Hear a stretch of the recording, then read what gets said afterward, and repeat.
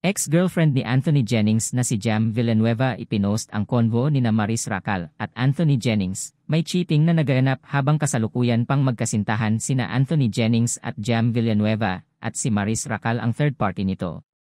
Kamakailan lamang ay nagbahagi si Jam Villanueva, ang dating kasintahan ni Anthony Jennings, ng mga cryptic na post sa TikTok na tila tumutukoy sa pandaraya sa relasyon. Dagdag pa ay siguradong si Anthony Jennings din ang rason kung bakit naghiwalay sina Maris Racal at Rico Blanco, dahil sa hindi mapigilan ang kanilang atraksyon sa isa't isa. Kasama na sa cryptic post ni Jam Villanueva ay ang "I will never forget your conversation with the girl you told me not to worry about," na nagdulot ng espekulasyon mula sa netizens na talagang may pagtataksil na naganap sa dalawa kung kaya't napagdesisyon ng maghiwalay na.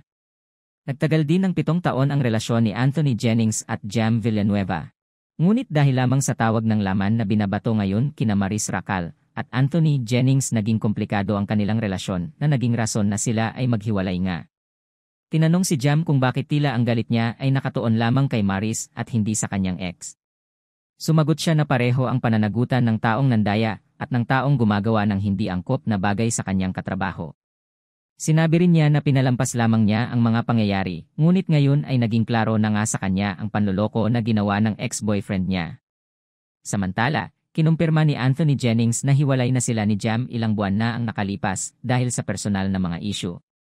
Nilinaw din niya na magkaibigan lamang sila ni Maris Racal at walang katotohanan ang mga bali-balitang romantikong ugnayan nila, ngunit sa kasalukuyang mga pangyayari ay tila mas pinaniniwalaan ngayon ng mga netizens ang screenshots na binahagi ni Jam.